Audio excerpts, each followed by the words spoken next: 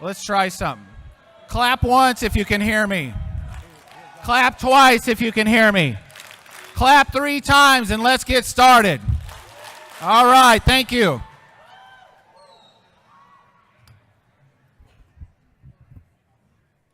Well, it looks like most everyone is here. I'd like to point out there's still a lot of chairs over on my right. Do you think this is going to be one of our best conventions yet? Did everybody enjoy this morning's first session and 2 breakout panels?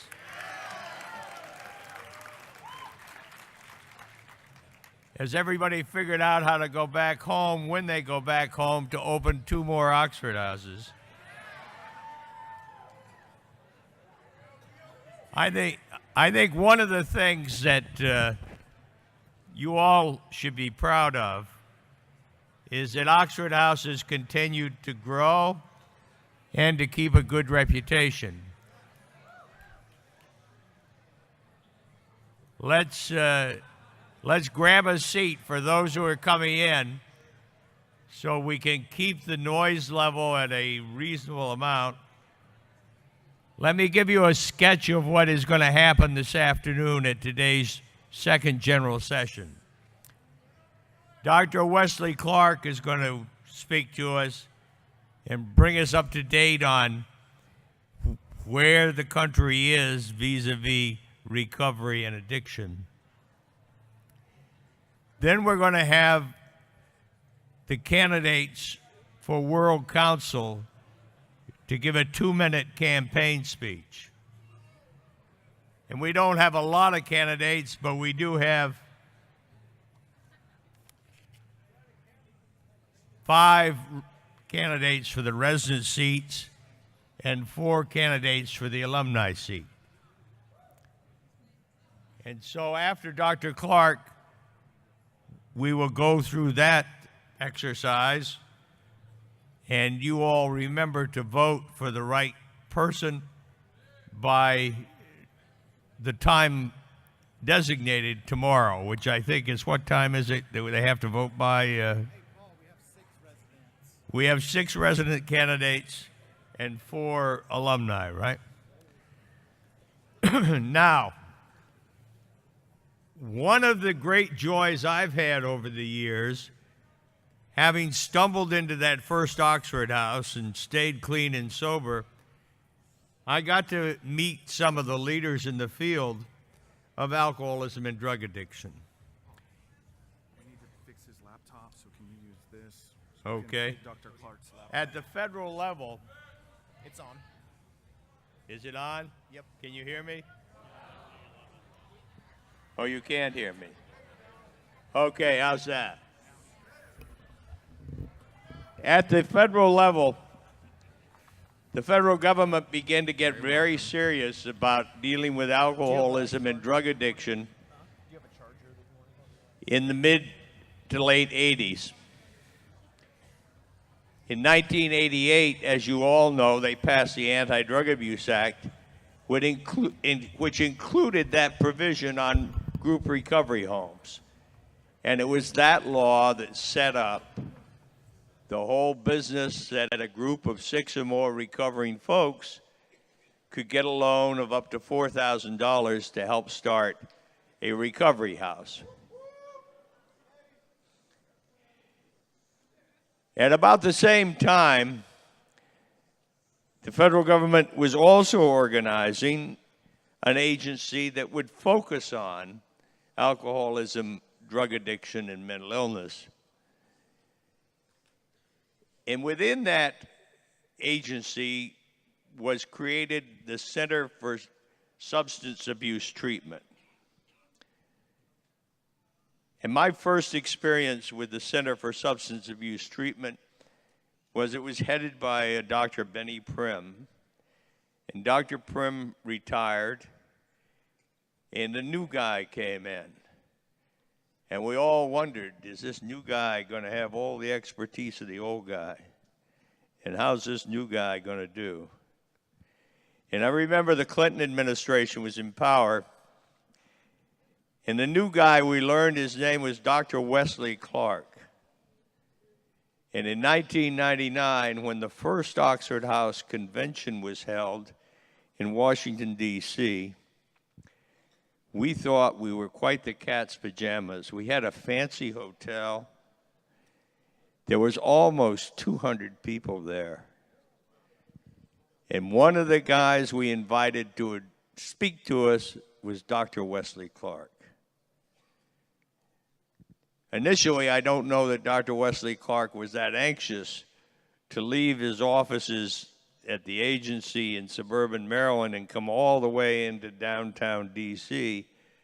to a hotel that was a pretty nice hotel, but certainly out of the way. And yet Dr. Clark did. And I think as he walked into that room, he realized that Oxford House was something special. Realized that most of the houses in 1999 were located in Washington, D.C. The racial split within Oxford House was about 60% African American, 40% white. The split at that point in time had become mostly drug addicts and a handful of alcoholics. Back in my time when we did the first Oxford House, there were 13 of us. 11 of us were plain old drunks. Only 2 were drug addicts. Times change. You all must have more money to be able to get all those drugs. Or you maybe even had more smarts that you understood what drugs were. We didn't really know.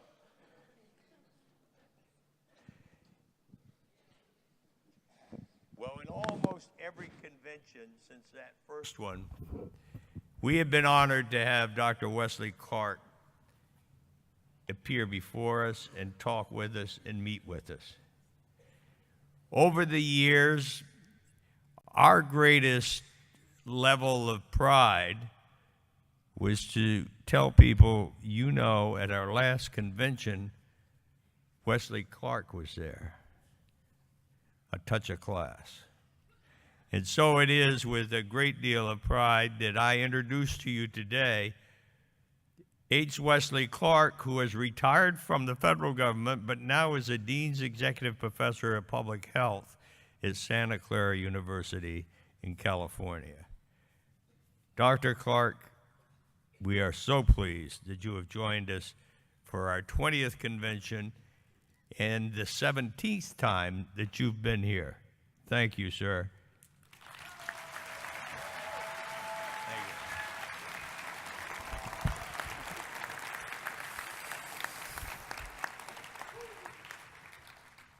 Paul, I want to thank you and all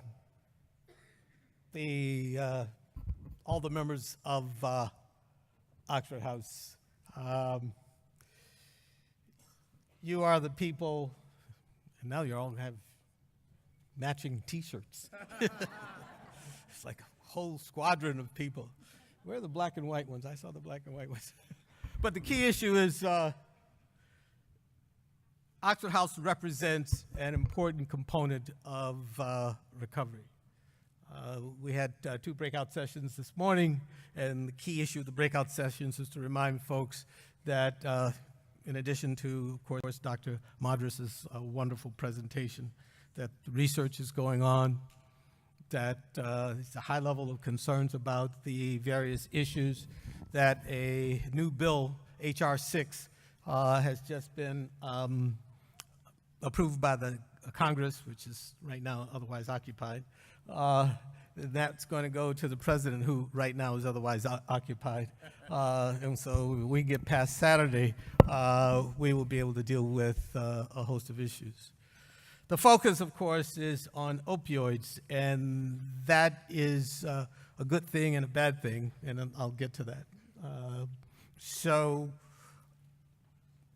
I've continued focusing on the public health aspects of addiction at Santa Clara University, where I'm a professor. One of my focuses has been on that, but also on the healthcare delivery system, which is why I always ask how many people don't have health insurance in the audience.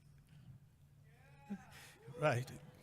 So as people talk about substance use and they talk about access to care, they talk about MAT, et cetera, as I'll get to, we need to understand the cultural dynamic. We have people who are essentially locked out of the delivery system, and we have to change that. And Oxford House is a vehicle for change that because the focus seems to be on individuals and reestablishing individuals' relationship with community, society. Let me see if I can get this to work.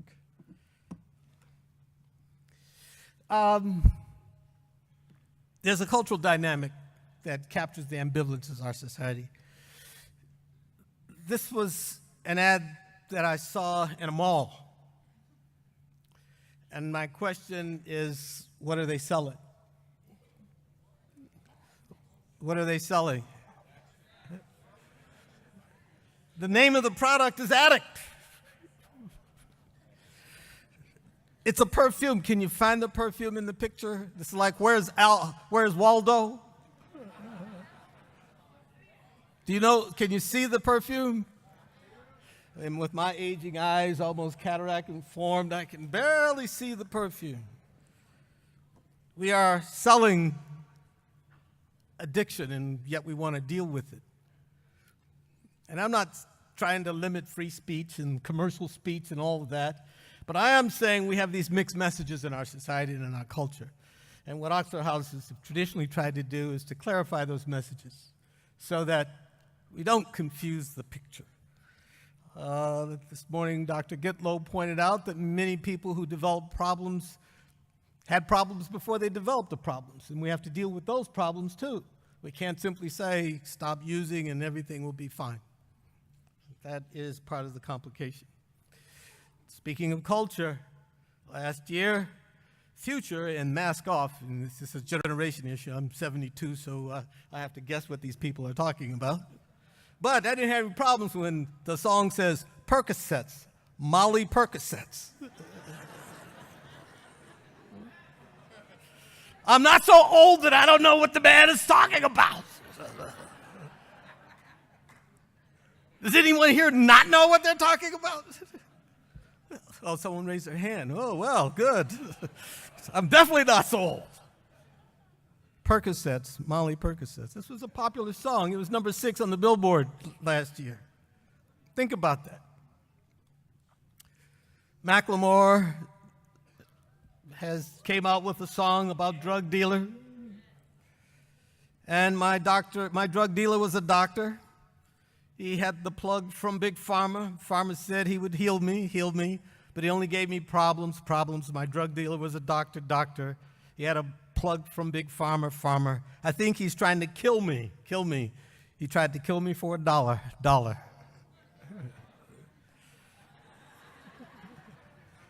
We are struggling with this relationship, and this is about prescription opioids. And then Demi Lovato, who is struggling with sobriety, in her refrain, I'm not sober anymore. I'm sorry that I'm here again. I promise I'll get help. It wasn't my intention. I'm sorry to myself. Relapse happens. It is important that we realize that recovery is not necessarily a straight line. And we have to have processes in place to facilitate recovery, but understanding that there are dynamics here that are far more complex. Demi Lovato is one of the celebrities that Dr. Madras was alluded to, except for she obviously hasn't overdosed, but she did overdose, but she recovered. These are things that if we're going to talk about recovery, we need to make sure that we have a context for that so that we can facilitate that. The Hill, with H.R. 6, there are a number of provisions in that bill, some of which deal with peer recovery. They're beginning to recognize this. But the problem with Washington and peer recovery, which Oxford House is a peer recovery organization, the problem with that they throw billions of dollars at drugs and mere millions of dollars at recovery. And so part of your community efforts, and I task you, is to begin to remind folks who are passing all these bills that they're not just responding to the drug companies. Here's and they're not just dealing with opioids. My Texas people, friends in Texas, 2017, a Houston judge was suspended on suspicion of misconduct following allegations of abusing prescription pills, doctor shopping for prescription cough syrup, smoking marijuana, hiring prostitutes, and sexting from the bench.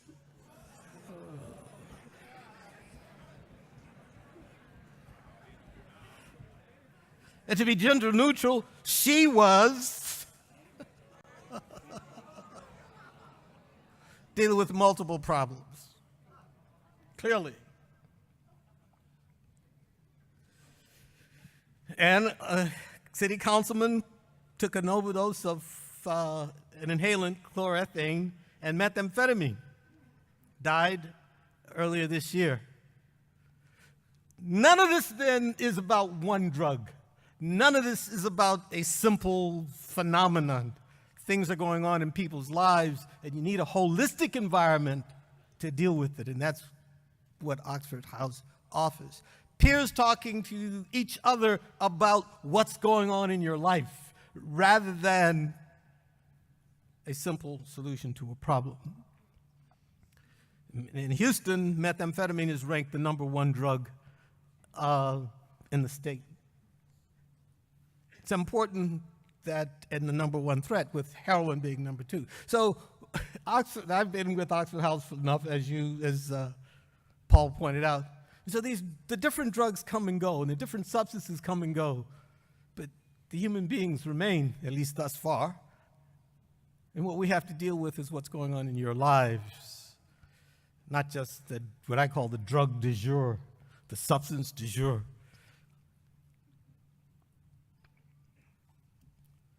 When we look at, and Texas calls to the Poison Control Center, methamphetamine exceeds that of heroin. So I've talked about the Surgeon General's report. I mean, there are a lot of reports that come out and people try to do things.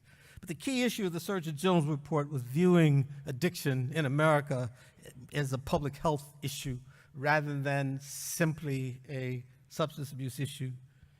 We tried to define the problem through a systematic collection of data on the scope and characteristics of the problem. So when we're talking to the community, when we're talking to the Hill, when we're talking to each other, and we're talking to family members, and we're reminding ourselves that we're dealing with a complex issue, not a simple one. We need to identify risk and protective factors that increase or decrease the risk for substance use and its consequences, and that these factors can be modified through intervention. And we need to work across public and private sectors to develop test interventions that address social, environmental, or economic determinants of substance misuse and related health consequences. This shows you the magnitude of the problem. We need broad implementation of effective prevention, treatment, interventions, recovery supports in a wide range of settings. People are looking for simple solutions. There are no simple solutions. And then we have to always monitor what's going on. Recovery is not a static thing. It's not one and done. Because what led a person to become dependent on psychoactive substances may not have gone away. You don't necessarily age out because you, quote, are abstinent for a time period. You have to be vigilant. We know we spend a lot of money. The Congress studies, cost comparison, substance misuse, $442 billion are spent on it. Diabetes is $245 billion. Dr. Madras pointed out the multiple people who are dying from opioid overdoses. But what often gets ignored are the 10,000 cocaine and 7,000 methamphetamine overdoses. We become distracted. I don't know, guess what? Do you know how many medications are specific for cocaine and methamphetamine? Anybody want to hazard a guess? 0. We don't talk about alcohol. We need to recognize that drinking across the age range, impulsive alcohol is on the front page, beer especially, is on the front page these days.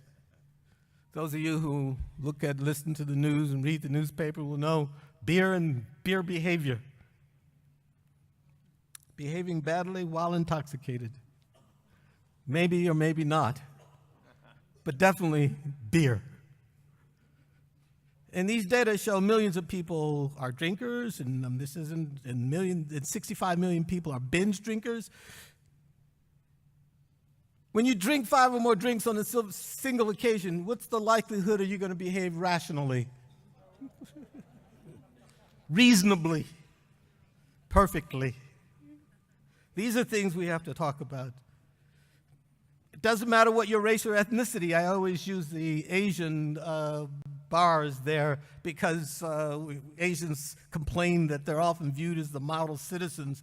And when you look at the charts, you find Asians drink, Asians are binge drinkers, and Asians can be heavy drinkers.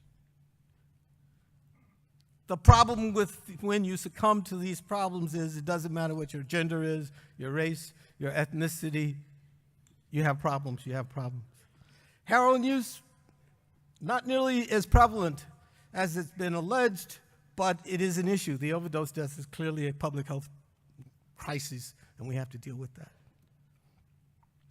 Pain relievers. It was mentioned about overprescribing of pain relievers, and that is true.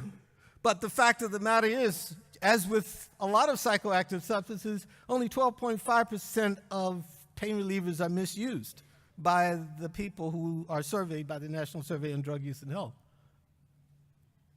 So those who misuse them have a unique constellation, and we don't want to ignore that fact. When you ask people who misuse them, they are 62% say, well, I'm in pain. I mean, people criticize pain as a fifth element, but if you've ever known someone in chronic pain, you know they're in chronic pain. And as Dr. Madras acknowledged, well, does your insurance allow for alternatives to opioids? Opioids are dirt cheap, as heroin dealers will point out. You go to a physical therapist, does your insurance cover it? Can you get to a chiropractor? Can you get to meditation? Can you get to alternatives to this? So these are things that we have to understand. We have policies, and the beauty of recovery is that it is one consistent thing in the 17 years I've been coming here. Not let's change the policy today because the drug today is different. Recovery. And as a senior citizen, you guys are some of you are going to be taking care of me, and I don't want you to make me suffer.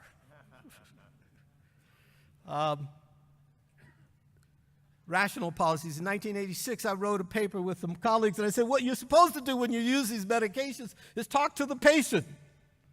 You're supposed to ask them about how much they're using. You're supposed to occasionally do a random drug screen. There are things you're supposed to do. There are guidelines that you're supposed to pursue. But we often look for instrumental things. And I think the instrumental approach dehumanizes the people. We're not interested in you. We're interested in the process. We're not interested in you. We're interested in the checklist. We're not interested in you. A colleague of mine at the university said she went to the emergency room because she was having pain.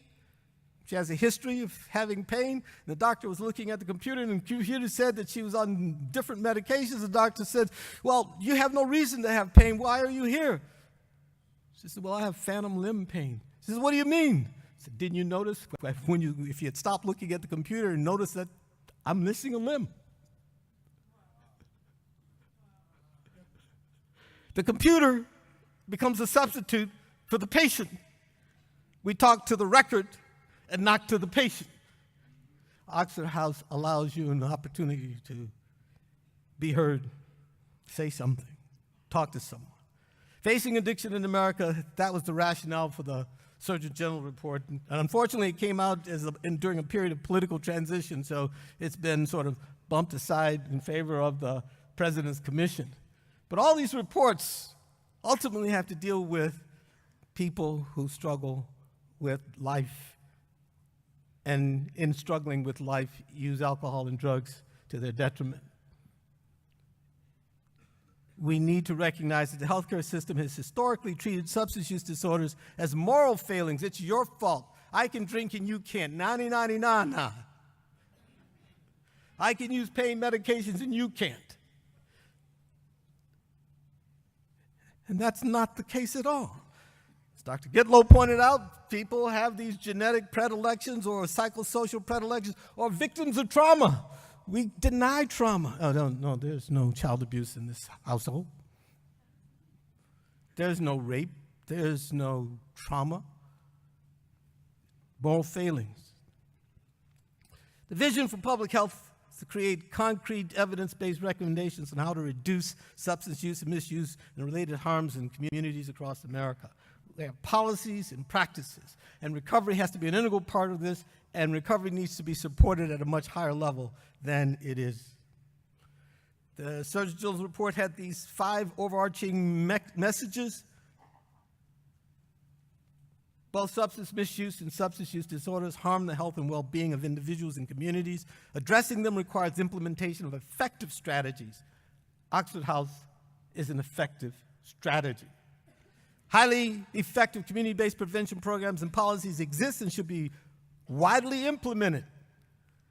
And Paul will tell you, I was struggling to get people at the state. We used to have a revolving fund that would fund the initial purchase of a house. And then someone would say, oh, we don't want to be inconvenienced, so why don't we make it discretionary? And then it moved from discretionary to never funded. But we spend millions and billions of dollars trying to deal with the problem, but our strategies become adversely affected by that. Continuum of services, focusing on quality, effectiveness, and safety of all health care. Quality in the addiction arena has often been ignored. Coordination and implementation of recent health reform and parity laws. The problem with that is the health reform laws are in a state of flux. That's why I asked, how many people have no insurance? If you have no insurance, you go to the doctor and you said, Miss MD, Miss DO, I need some help. And what's the first question they ask?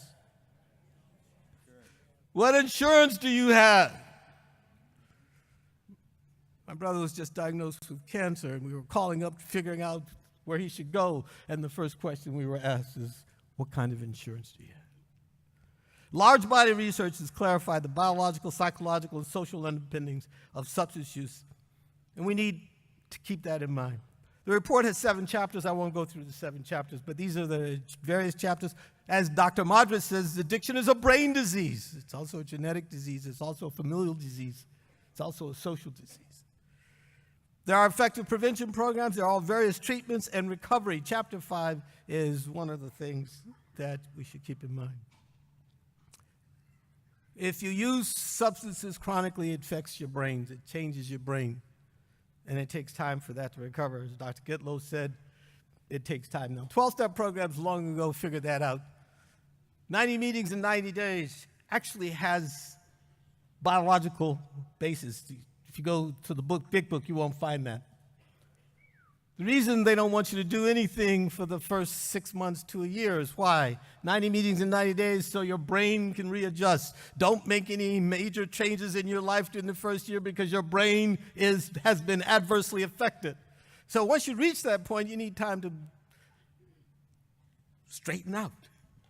And you need an environment where that can happen. Because if in the normal environment, the so-called normal environment, well, they say, well, why aren't you cured? You did 28 days. You were in outpatient treatment. Why are you not cured? Well, duh. And then adolescence is a critical at-risk period. Prevention programs work. There are over 60 prevention programs, but they're often not implemented because nobody wants to pay for it. If you don't pay for it, it doesn't happen. The research enterprise pays for it, but it doesn't get implemented. Communities are an effective organizing force for bringing evidence-based policies and programs to scale to improve public health. And one of the best communities I'm seeing, 1,600 people showing up on a rainy day in Kansas. Kansas City, Missouri.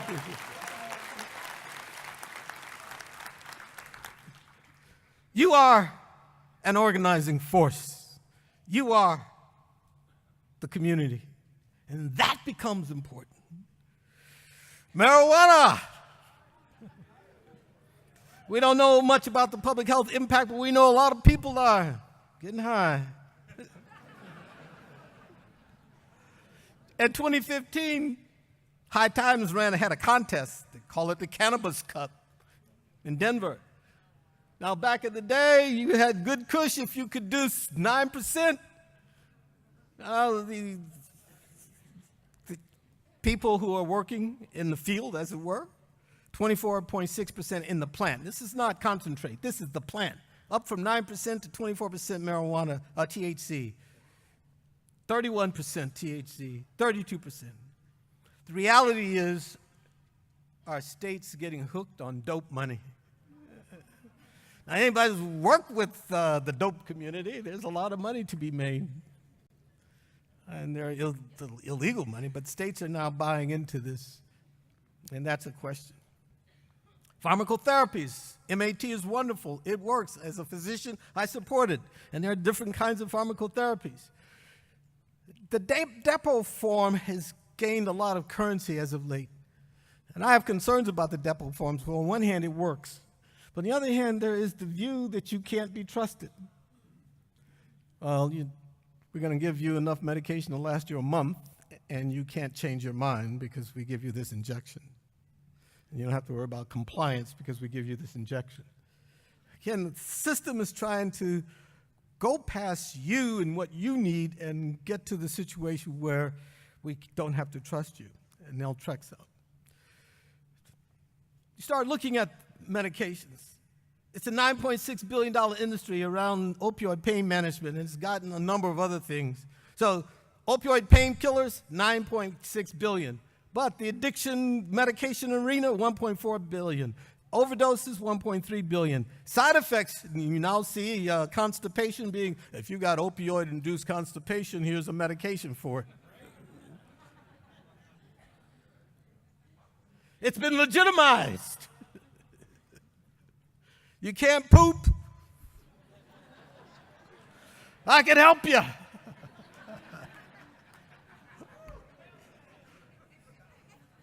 We have to ask, well, where is the patient in all of this? There's money to be made. Luxury rehab. When we talk about recovery, there's luxury rehab. That's what I liked about Oxford House. You guys and gals were responsible for yourselves. You got together. You focused on what you needed. You didn't have to worry about these patient brokering, kickbacks, the not-so-sober home, identity theft, billing for services not needed and rendered, predatory marketing practices, and waiver of copays. When it becomes a business in the free enterprise system, people still push the edge of the envelope to where the business and the profit become more important than the people. In Oxford Houses, I suppose you could refer to it as a business, but the people are more important than the business. That's an important thing to keep in mind. Chapter 5 actually endorses Oxford House, and I've mentioned this before. Recovery from substance use has many definitions. In regard to abstinence, though often necessary, it's not always sufficient to define recovery, and you in the houses get to figure out how you want to deal with these issues. There are many pathways to wellness, and we acknowledge in Chapter 5 that 25 million people who are in recovery in stable remission a year and longer, that Oxford House plays a role in that. So it's not just researchers who show up here to tell you that you're doing a good job. Those who are able to adjust to an environment that's clean and sober, as it were. I still use that phrase even though we use language. We're playing with language as if it's going to solve the problem. And I happen to agree with Paul. The idea is if you're using, it causes you problems. And whether I call you someone who is experiencing substance use disorder, or someone who's an addict, or someone who's an alcoholic, or these things are, while important and ultimately philosophically important, and they do relate to how we interact with each other, but the most important thing is that you're in a supportive environment where you don't have to use. Mutual aid groups, recovery coaching, recovery housing, recovery management, recovery community centers, all these things are important, but they don't get funded. So as you recover, as you think about voting, you get to ask. You can use your email. You get to ask your representatives at the state level and at the federal level, what are you guys and gals doing about supporting recovery? Not the billions of dollars that are going into medication. Big Pharma has money to hire lobbyists, and they go and they get money. And they are contributing to dealing with the problem, but Everybody expects long-term solutions, not partial solutions. So recovery becomes important. Another issue I've been dealing with in order to address the issue of recovery is that people want to get rid of 42 CFR Part 2, which is federal confidentiality regulations. So you enter treatment, your treatment program is supposed to show some respect for your autonomy, your dignity, your self-sufficiency by asking you whether you want to release your information to any specific party. In the advent of digitalized health records, almost any entity can gain access to your records. And they don't have to see you once they have your information. Those people are in treatment. Opioids accounted for only 36% of all substances for which treatment was received in the past year. Alcohol's the dominant one, followed by marijuana and pain relievers and cocaine and methamphetamine. We're using opioids as a justification to do anything. The Overdose Prevention and Patient Safety Act, which at this time was not passed, but still has many people interested, would alter the federal law that provides specific protection for information found in substance abuse records by eliminating the requirement that the person from whom that information is acquired no longer has the right to consent to the release of that information for the purposes of treatment, payment, or hospital healthcare operations. Think about that. Now, I reviewed the law. I'm writing a paper, and it turns out 42 CFR Part 2, you know what the issues are? Getting a divorce, and the spouse wants to take the money and the house and the kids, and what are they going to use to prove that you're an unfit person and deserving of losing all your assets? What do you think they're going to use? Huh? Your addiction. You're an addict. I found the case of a broker saying, oh, the reason this person lost money in the market was because they're an addict. People are fighting. Also, another case, unfortunate case, a child and a mother got killed in an auto accident, and it was not their fault, and there was going to be a lawsuit, and the person who was going to be in charge of the money was being sued in the court because the grandmother wanted to be able to sue for the what? Money. And what were they going to use the justification? He's an addict. These are the kinds of things that surface in the law. When people say there's not going to be any harm, they're lying. The harm occurs. I testified before the Congress as the representative who says, there are no cases involving 42 CFR Part 2. Dr. Clark beat me up. It was his house. When you're in somebody else's house, what are you going to do? It was his house, figuratively and literally. So I found over 150 cases at the appellate level challenging his conclusion. Now, here are a bunch of organizations: Academy of Managed Care, the American Association of Health and Disability, the American Dance Therapy Association. Why do the dance therapists need my personal information? I'm trying to figure that one out. ASAM, of all places, the American Society of Addiction Medicine, the hospitals, the insurance companies, they all say, I don't want you to be able to determine who we send that information to. They're making money off of your misery. And that concerns me. Oddly enough, the American Medical Association came out and said, hey, we agree with Dr. Clark and the other people and the patients and faces and voices of recovery. People should have the right to determine who gets your information. Because there's stuff in that information which you may disclose, because honesty and truth-telling is what we encourage, that maybe you don't want broadcast on Facebook.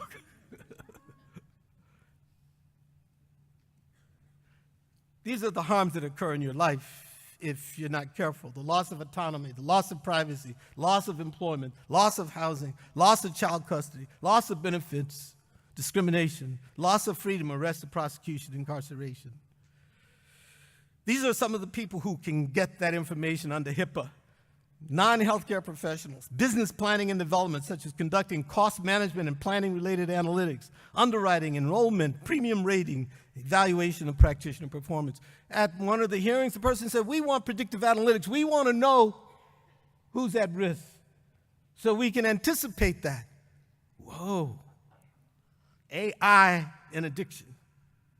Customer service representatives, the sale and transfer and merger and consolidation of information, the resolution of internal grievances. These are the things that they want to give your information to. And you have to ask, where do I fit in this? What kind of decision can I have in this? The burden of harm rests with whom? The patient. And all these people wanting to share your information to whomever presents, they don't suffer the harm. It is the person who suffers the harm. And who should decide? I think the individual who suffers the harm should play a role in the decision making. That way we respect the autonomy and the dignity of a person. Without assurance of confidentiality, you have to ask, is truth-telling and substance abuse treatment even possible? And without truth-telling, is recovery even possible? I don't have the answer to that. You have to answer that. It's your lives that are under scrutiny by yourself and those around you. But I think truth-telling is important. You have to, because when I've worked with people with alcohol, drug problems, initially they could rationalize until the cows come home. Well, it was this, and it was that, it's the other, and the other. If you never deal with those issues, you don't deal with those issues, what happens subsequently? You wind up struggling. When I talk about the digitalized health record, here's some examples of HIPAA. 18,000 patients were notified that the healthcare data breach in which their personal health information may have been compromised. Tennessee-based Alive Hospice reported that unauthorized persons gained access to their emails. Montana-based Billings Clinic said 8,000 patients were affected. Colorado-based Rocky Mountain Healthcare Services reported theft of a laptop for 1,000 individuals. An Idaho-based program suffered a 4,000 or almost 5,000 data loss. Point is, we're treating you as an object, a means to an end. And recovery is not possible if you're bombarded with information that you did not agree to share. I had a person I know, when he was an adolescent, stole a $39 thing in Texas. The guard caught him. He's a young man, he's 18, tried to pull away. The guard skinned his knee. And in Texas, what was a misdemeanor became a felony. Years later, looking for an apartment, the owner says, no, you're a felon. You're a criminal. It's a $39 thing. And ultimately, the guard said, hey, no harm done. And he had to pay a fine. But years later, the computer says, I remember you. And that's the other thing we have to keep. If recovery is going to be a sustained long-term proposition, we need to keep in mind, like they say on the Big Bang Theory, computers have an eidetic memory. They don't forget.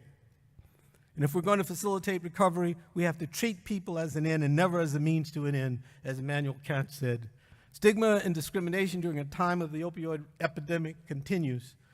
Organizations like Oxford House offer you an opportunity to be safe, to disclose things with your own desire at heart, and so that recovery can be facilitated rather than discouraged. Thank you.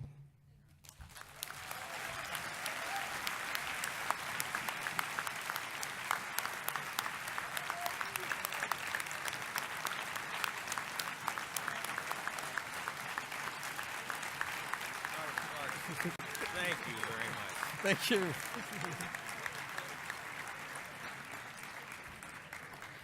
Let me get out of your way here.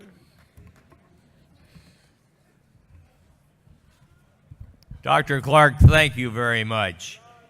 You not only reminded us why we're here, but you reminded us that year after year you have been cheering us on.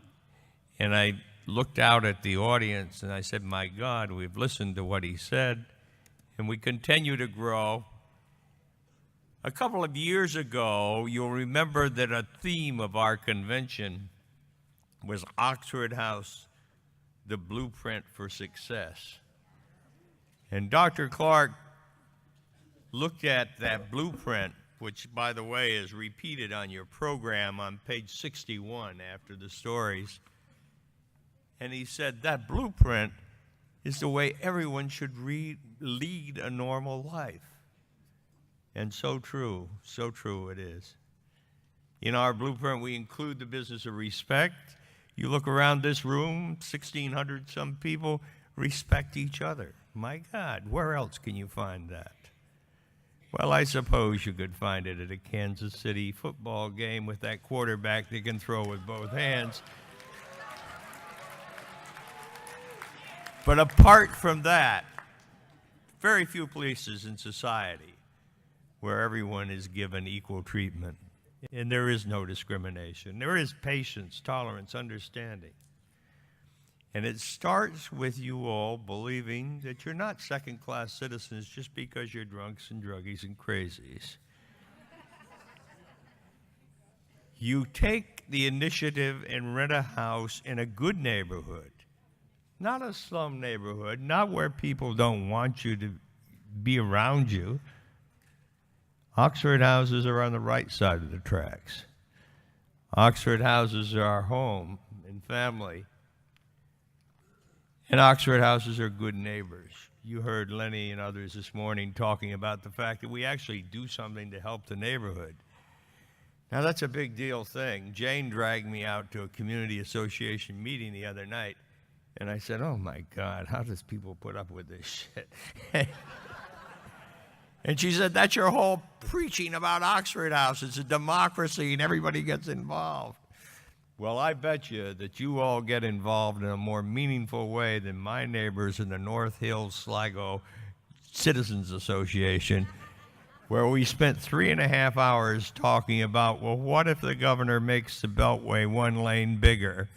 Is it going to be noisier in my neighborhood? And I didn't even care what the lady with the dog said. Her dog barks when the cars go by. But the kinds of issues that happen in Oxford houses are truly life and death ones, but they are caring of individuals about other individuals.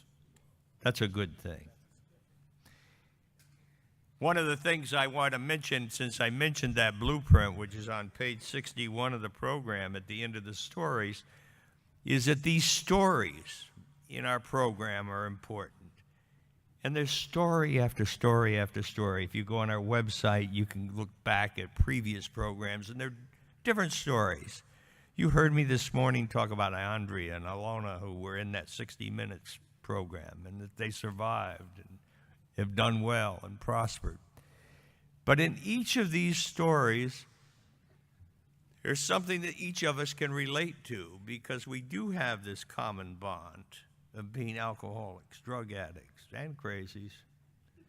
And even if we're not crazies when we're drunk or we're on drugs, we act as though we're crazy. And we relate to things, some things we're quite ashamed of. But we also are aware of the fact that by living together and focusing on the today and tomorrow, we can move forward. And year after year, I run into Oxford House folks who have become alumni. And they talk about, my God, what a wonderful time. None of us, when we first move into an Oxford House, think, my God, what a wonderful time. Instead, when we move in, we think, oh my God, what's this crazy outfit? Is this like a jail? Is this like a prison? Is this like a nut house? And then we get sucked into being part of the solution by being elected an officer, by being treated with respect.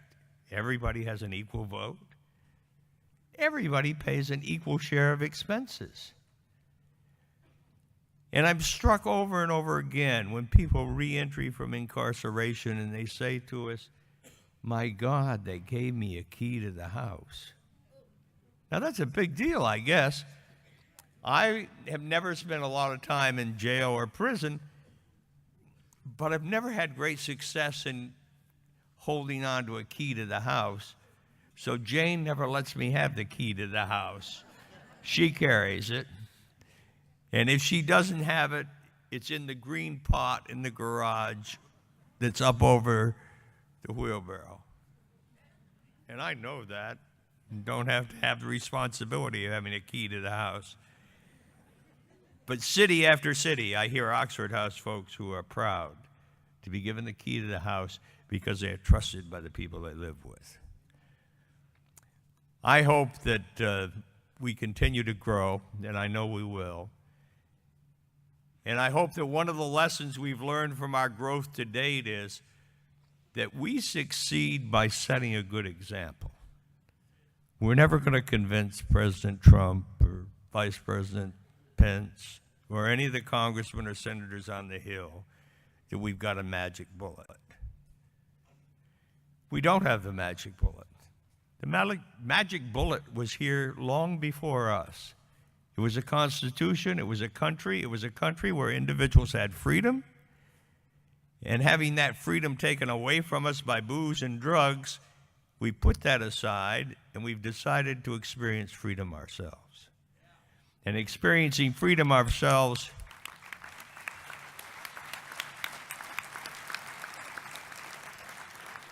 we decided to live together with each other in houses in good neighborhoods. And we decided to be good neighbors. And we decided to treat each other with respect. And guess what? When you do that, once a year, at least 1,600 of us can get together and brag about what we've done. Isn't that nice?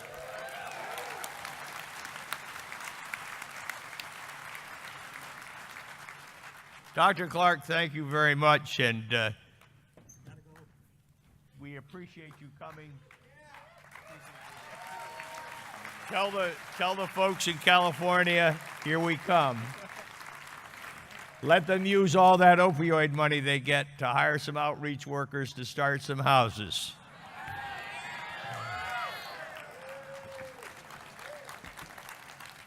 Now, one of the things that's important in Oxford House is that it really be a democracy thing. When we started that first house in 1975, we didn't really know what we were doing. But I guess my roommates had the right idea when they said we got to watch out not to have any big bosses. And because we were in recovery, we were aware of what was happening in the recovery movement. There was a therapeutic community called Synanon that was falling apart. And it was falling apart in a loud, loud way. One of the founders put rattlesnakes in the mailbox of another founder, hoping that the rattlesnake would bite him and kill him. 2 of the folks were shot. And we said to ourselves, gosh, we know one of the big problems they had. One of the big problems they had was that they got into other things other than recovery. They ran a used car shop. They ran a hotel. They started making money, and then they fought over the money. From day one, Oxford House said, we're not going to collect money. We're not going to own property. We're not going to fight over money. We haven't. At the individual house level, we did something else, and we said you can be an officer of the house, but only for a 6-month period, and then you have to rotate around.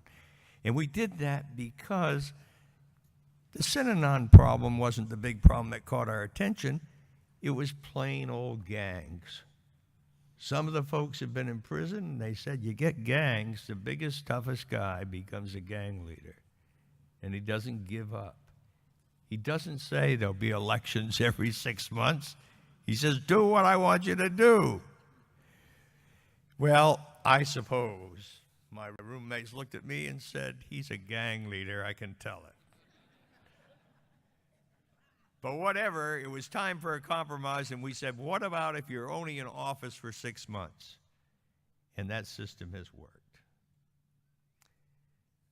This democratic principle, one person, one vote, an equal share of expenses, has just been a miraculous system. When we got bigger than we knew what to do with our extension throughout the country in 1997, the World Council, who was then the board of Oxford House, Inc., did a wise thing. They said, let's pick a professional board, some smart asses in different lines of work who really know what they're doing. And so you've seen some of them here. Stu Gitlow, Bill Newman, Ken Hoffman,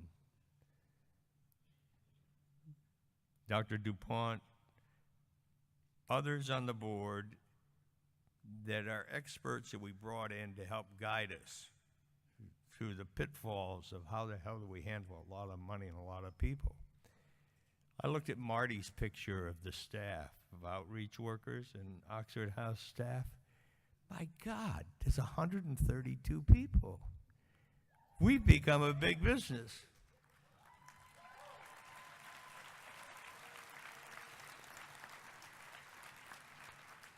You couldn't take a picture of that size group with a telephone.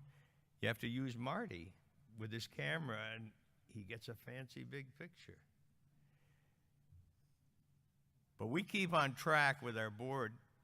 But on that board, there's a requirement that a third be Oxford House residents or alumni.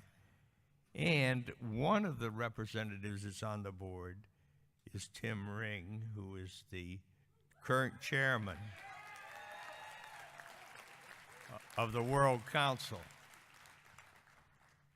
And Tim has brought to that job a lot of common sense, and he's been able to bring to the board, when it meets every 3 months, wisdom.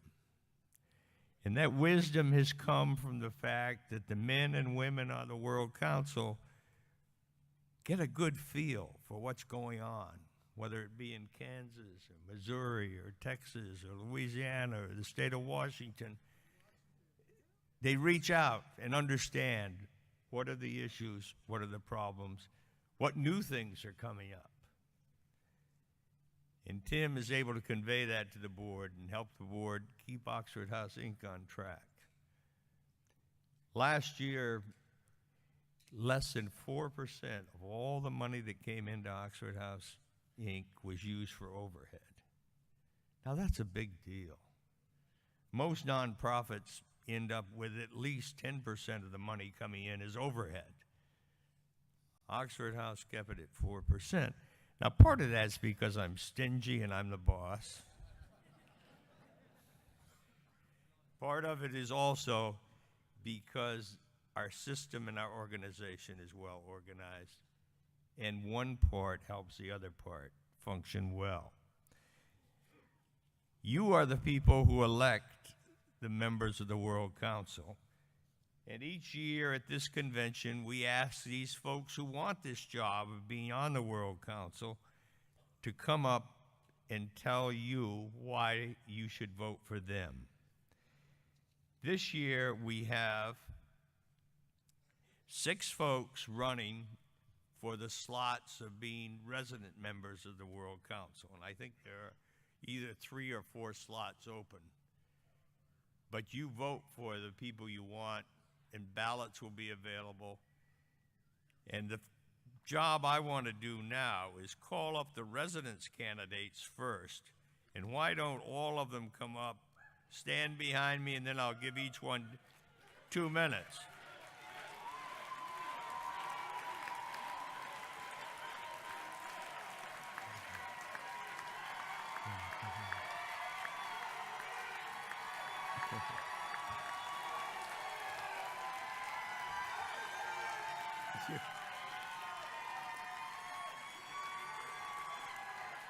You can see they're all a rowdy bunch.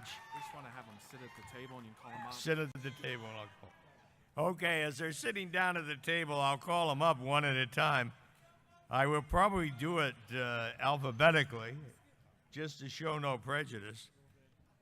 But let me call up the first one as they're listed here on this sheet of paper, which is in no particular order. But from Buffalo, New York, Justin Klingon. You got 2 minutes. 2 minutes to tell us why they should vote for you.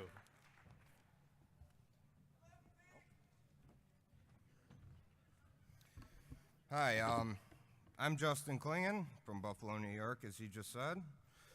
I'm going out for World Council not only because Oxford House was a crucial part of my recovery, but hold on one second. A little nervous. As I watch Oxford House continue to grow in my area, I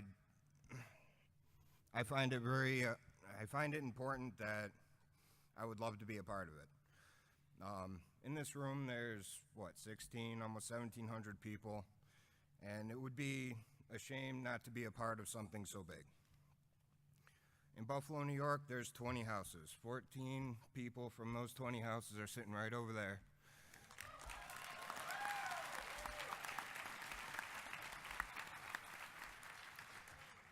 Trying to come back with the knowledge of, trying to expand our 20 houses into 40, 50 plus.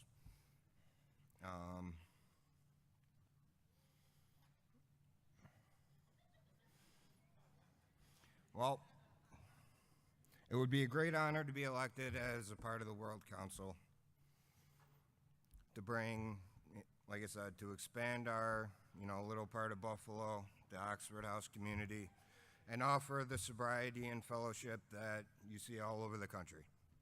Thank you. Thank you, Justin. You did pretty good. You did it in about 2 minutes and 45 seconds. And I kept sitting there waiting to say, gee, if you vote for me, I'll bring you up to see the Niagara Falls or something like that. But none of that came. So you clearly are not a politician that throws out promises you don't mean to carry out. Kendra Bonney from North Carolina, 2 minutes.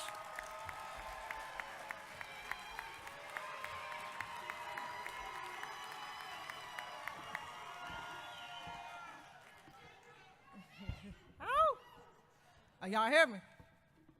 All right, why I want to be World Council? First of all, my name is Kenda, AKA KB. They call me KB. My clean time is March the 3rd, 2014.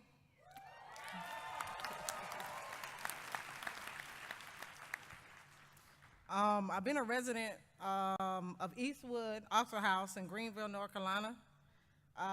That was April the 12th, 2014. In a few weeks, one of the outreach workers told me to get involved. Keith Gibson and Donna Ramar, the Big Baby, they call him Big Baby. And also the other outreach worker told me to get involved, so I did. Anywhere as needed, I was there. I love food, so, I was there. So, other than that, I hold all positions in the house, chapter chair. I also was housing services. I loved it. Anywhere I go, I love it. And I show the newcomers welcome in the house. And also, I'm just glad to be here. And that's it. So vote for me.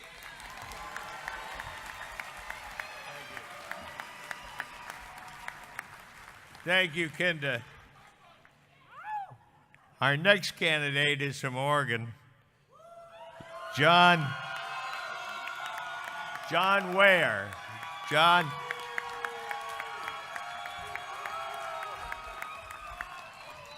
Hi, everyone. I'm John. Wow, this is a lot of people here. So in 2012, after having been locked up for a quarter of my life and sitting yet again in another treatment facility, my 5th treatment facility, I knew something had to change. Something different had to happen in my life. My sister suggested Oxford House. She even made an interview time for me at the Graham House in Salem. So I went and interviewed there, and this group of guys, seeing that I had nothing to give, had nothing to offer, voted me in. They gave me a place to live. It was pretty amazing. Soon they got me involved in things in the house. They made me treasurer of the house. Soon they got me involved in the chapter, the local chapter, and in the state association. Since 2012, I've held every office in the house. I've held the chapter chair for Chapter 20, treasurer, the comptroller, housing services for Chapter 20. I'm currently the Housing Services Chair for the state of Oregon.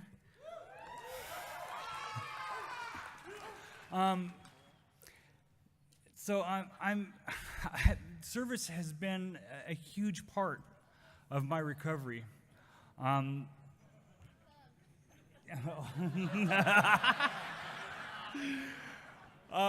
what I know of the World Council, a huge part of what they do is to help to maintain the way our operations work and to help replicate. I want to be part of that. I want to make sure that every man and woman out there has the opportunity to have a place to live and to not just exist like I did. Thank you.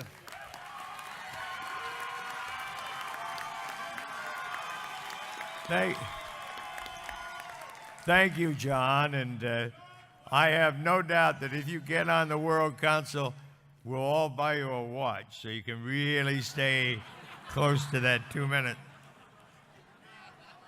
Our next candidate is Travis Young from Louisiana.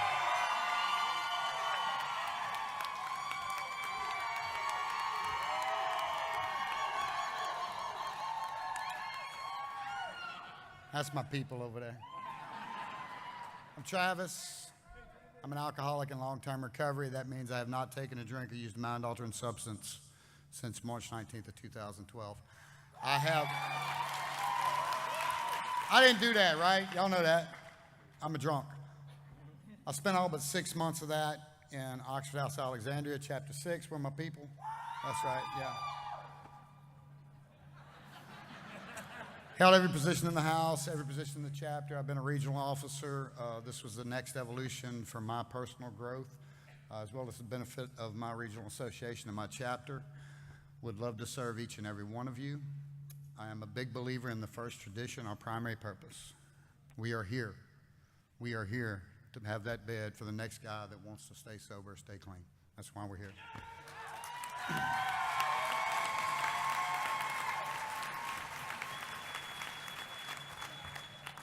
My region asked me to stand for the position. Hearing some of these others speak and having met them through the weekend, I would be honored to have any of them serve. If y'all would be honored to have me, I would certainly love to serve you.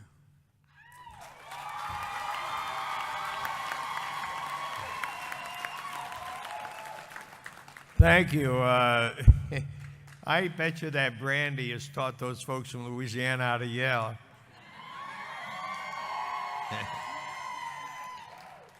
Our next candidate is from Washington State.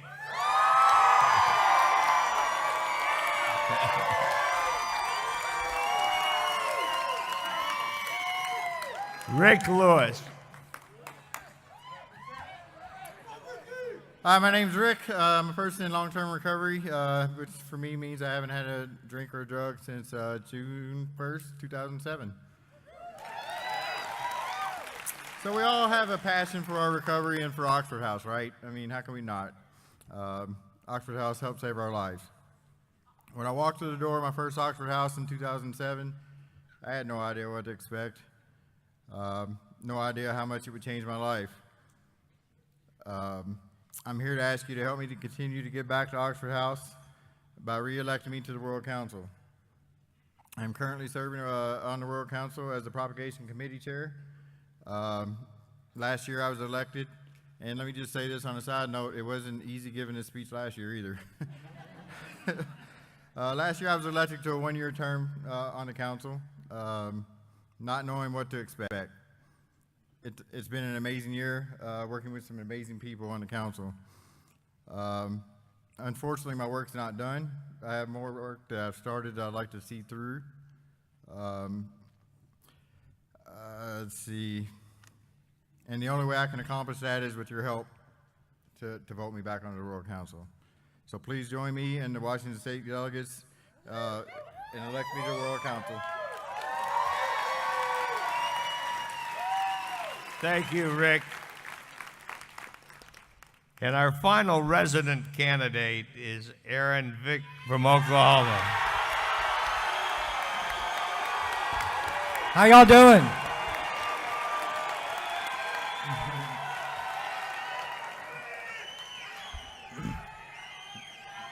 My name is Aaron Vick, and I'm an alcoholic. I've been clean and sober since November 10th, 2016.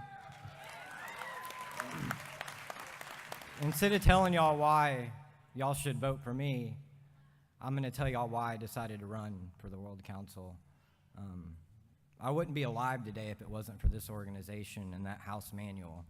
I mean, Oxford gave me a safe place to stay, and that manual laid the foundation for me to discover a program of recovery.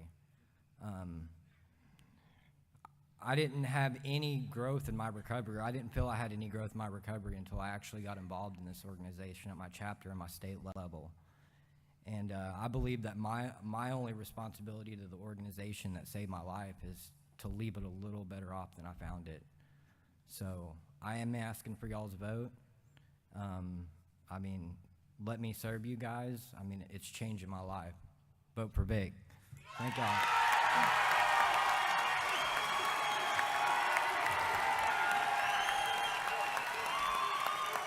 Thank you, Aaron, and thank you, Justin, Kendra, John, Traffic, and Rick.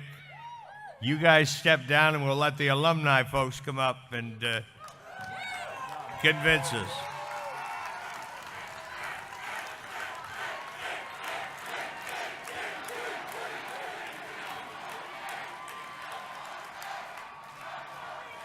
Okay. We have 4 alumni candidates: Chandra Brown, Corey Yamity, Crane Feinberg, and David Hartzman. So you all come up and sit down, and while we've got a minute or so, let me mention a couple of other things. One of the things I mentioned was on page 61 was that blueprint, and how a couple years ago we had the Oxford House Blueprint for Success. The guy who really came up with that and designed it is Jackson. And Jackson was brilliant in coming up with all the labels and so on. He then gave me heartache for several years, and I would say, Jackson, you sure we have got permission to print that goddamn thing? If you got somebody got copyright on it, somebody's got trademark on it. And week after week, he would pursue who the hell did that blueprint out there originally before he put the words on it. And he finally convinced me 6 months ago, hey, they're not going to sue us for anything. It really is okay. I've talked to them, and they said they'd leave us alone. We're recovering drunks and druggies. So Jackson came up with good words, and he came up with characteristics of what it's like to live in an Oxford House and what we mean to each other that impresses the hell out of everybody, including me, including Dr. Clark. Dr. Clark, as he was leaving, said, you know, that blueprint just sums it up so well. And give Jackson a hand.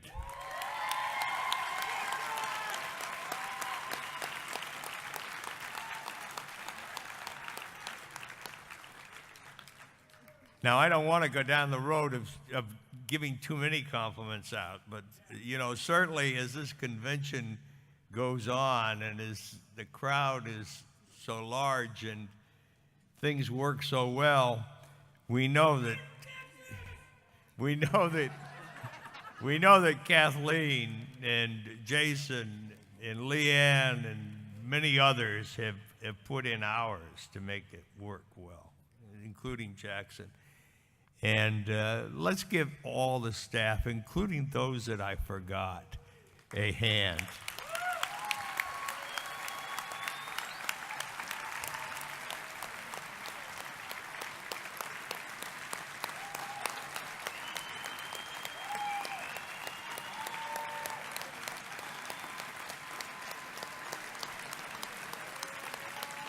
Okay, now let's get back to business.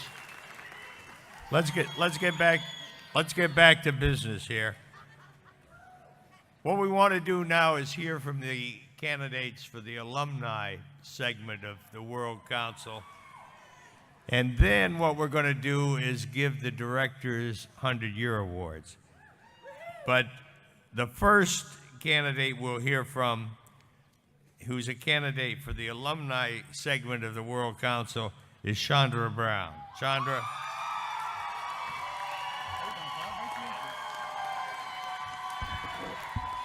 What's up, Oxford House fam out there in Oxford House land? This is amazing. This is amazing. I'm standing here. My name is Chandra, and I'm a drug addict and an alcoholic. Hi. One of the first things I was thinking about as I'm sitting here listening to these amazing resumes these people have is a question I was asked in the interview. And that question was, how do you feel about your addiction? And early in recovery, my answer would have been, I don't know. But today, my answer is, I'm really freaking grateful, man. I'm sitting in here in a sea of colors. And because I was a drug addict, I found my way to recovery by the grace of God. And in that recovery, I found my way to Oxford House. Now I got family all over the world. It's my honor and privilege to represent my state, my chapter, my association. I'm more than grateful. You ain't got to vote for me, because what I know is that even if I don't have a title, which really doesn't matter, I can still do the damn thing. But I would be grateful if you did. Yes. Chandra, thank you. Our next candidate is Corey Yangui.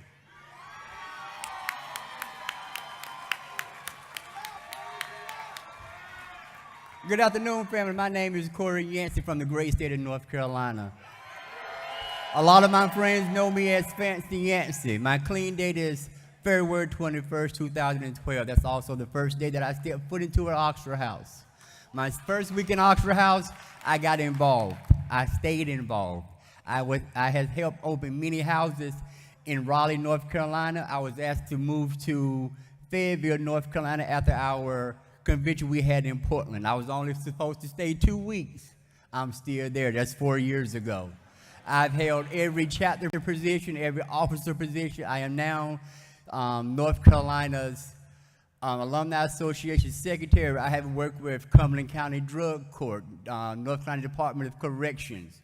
When you have a state where we have 255 houses, 29 chapters, but most importantly, the home of Kathleen Gibson, why would you not want somebody from North Carolina on World Council? I would like to issue a vote. Thank you, Corey. Our next candidate is from Kansas. Jane Freeberg.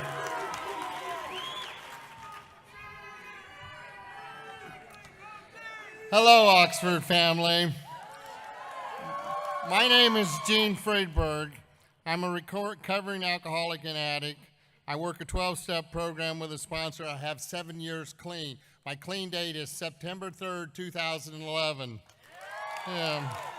I moved into Brayburn Oxford House in Wichita in January 2013 and served a successful term as Kansas Oxford House State Association Chair. I've held many other state positions. As far as, I got it.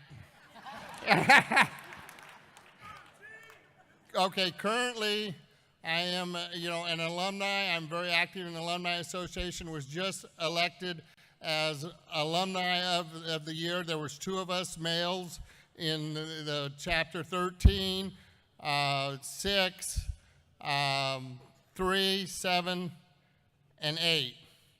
So anyway, I'm going to be, quite honest. I am like the canary in the coal mine.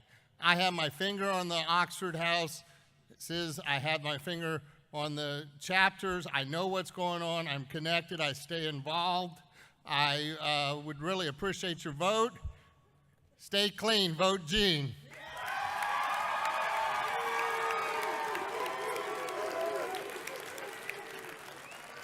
I don't want to show any favoritism or anything, but as I look at that T-shirt, it does look like a canary, doesn't it? Dave Dave Horstman is our final candidate on the alumni side. Dave is from Austin, Texas.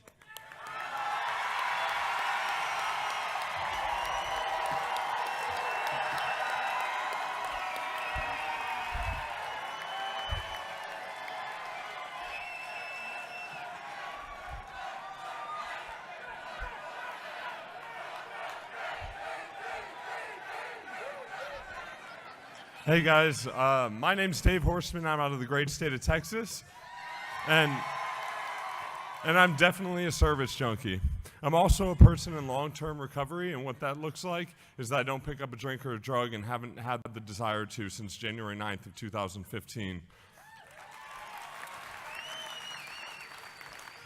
I've served at the regional level as chair, vice chair, chapter services chair, at the chapter level as chair and housing services chair, and I've served on the inner chapter as vice chair and also as alumni coordinator for Austin, Texas. I'm also the current alumni chair for Austin, and I've served every house position. So sorry, I tend to talk a lot, and I'm a little nervous today for once, and so I'm trying to stick to this as close as possible. When I don't worry, I got it down. When I first got here, like many of you guys, I only planned to stay here for 3 months. I ended up staying for 3.5 years, and I ended up staying 3.5 years, and I'm so sorry. That's because somebody showed me a sense of purpose that I did not believe I had in myself. You know, I was able to give back, and now I'm more involved than I ever was, and I'm not even a resident. You can ask anybody in Austin, they'll tell you the same thing. For anyone who knows me, it's always been about service and not about the title. I'm out there on the grind every day, and I give back to this organization that saved my life. Through my extended stay in Oxford, I've kept the mantra of building leaders in our community. Because what's more important than building leaders that are going to go... All right. Anyway... I just want to say thank you all for this opportunity. I'm really excited to do it.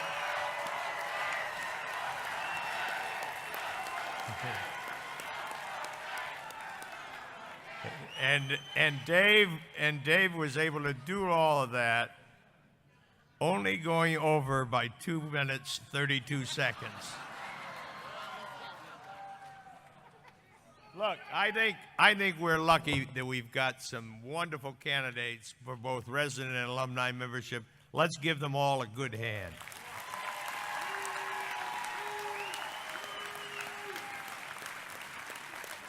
Now, let me ask Jackson or Sherry or someone, when do these ballots have to be turned in? I think you have to vote between now and tomorrow, and the ballots have to be turned into the World Council desk by 12. Okay? So you know the rules. You pick up a ballot for residents, or the ballots for alumni if you're an alumni. If you're a house and you're living in a house, now you can vote for both. If you're an alumni, you can only vote for the alumni. But that's the rules of the game. You vote for the ones you want, whether it's 1 or 2 or 3, whatever you have to vote for. And then somebody counts them, and we have relatively honest counts. Now let me make a transition now to Jane watches. She's not a recovering person, but nevertheless. I've never seen her not sober.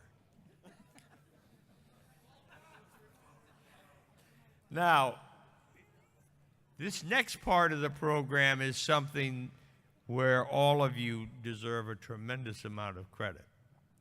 As you know, in Oxford House, there are no dues or fees. You don't have to pay a licensing fee to Oxford House, Inc. You don't have to send in dues every month. On a total voluntary basis, however, about a third of the houses in the United States send in $50 a month. That amounts to $600 a year. And for those houses that do that, they're giving a certificate at this convention by the board of directors, which is called the 100 Years Award.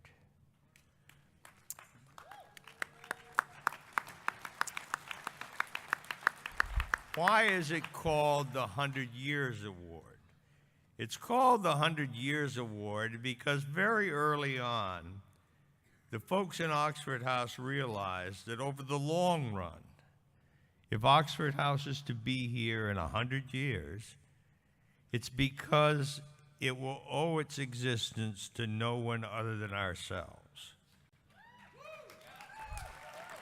The residents and alumni and houses will pay all the freight so that this organization goes on year after year after year, that we continue to able to win any legal cases like not in my backyard, or that you have to get a sprinkler system in a house, or that you have to pay more for insurance than your neighbor next door.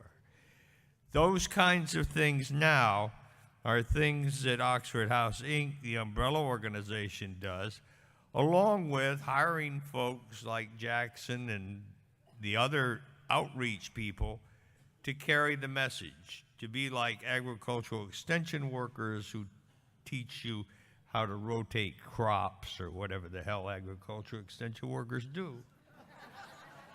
Or maybe union organizers that teach you, get your life organized so you can really screw over those people you don't like down the road. Whatever the motivation, in the long run, Oxford House should be paying its own way. And so the 100 Years Award shows that by working together, all of us can come up with a fair amount of money. This last year, houses and chapters contributed to Oxford House, Inc. to expand the system and to carry the message and to do the lawsuits, almost $600,000.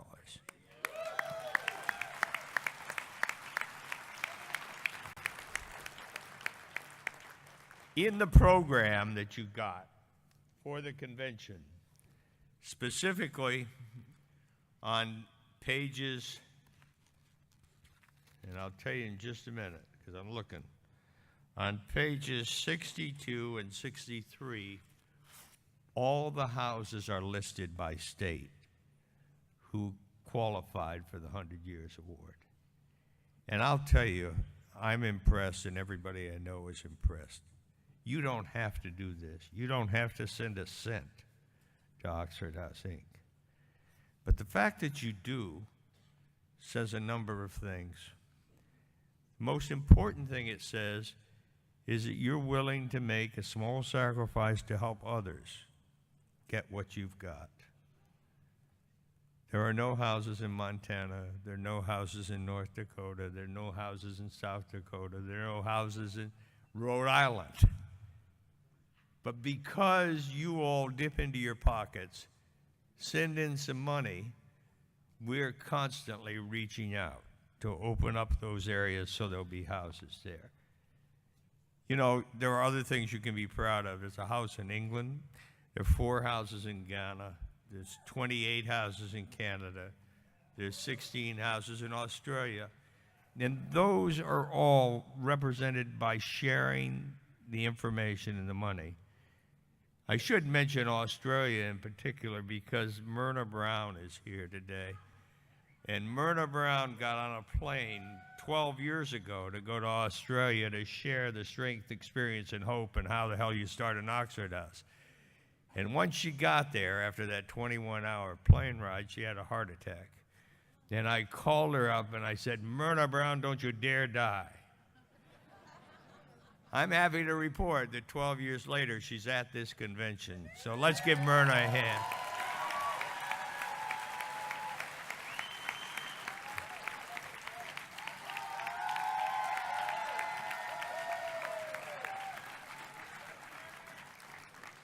Notice she followed my advice and did not die. All right, Jackson and Jason, are you going to help engineer this? And we've got Jerry Conlon, who's chairman of the board, and Bill Newman, who's on the board, Hoffman. and Ken Hoffman, who's on the board, they're over there toward those doors, and they're going to help distribute them as these folks call them out.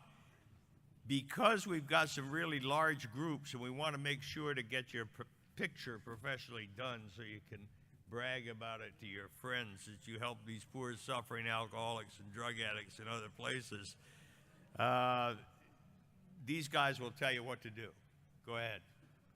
Thank you, Paul. Let's hear it for Paul. We are so large now, it looks like we're almost at a sporting event. It's like it's the Olympics, and we got the different countries representing their flags. So maybe we should do the wave. Should we do the wave? Let's start over here. Let's start over here. Yeah! All right, bring it back. Bring it back.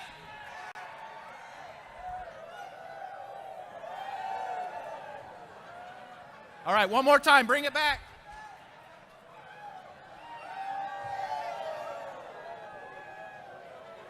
All right, bring it home. Come on, bring the wave home.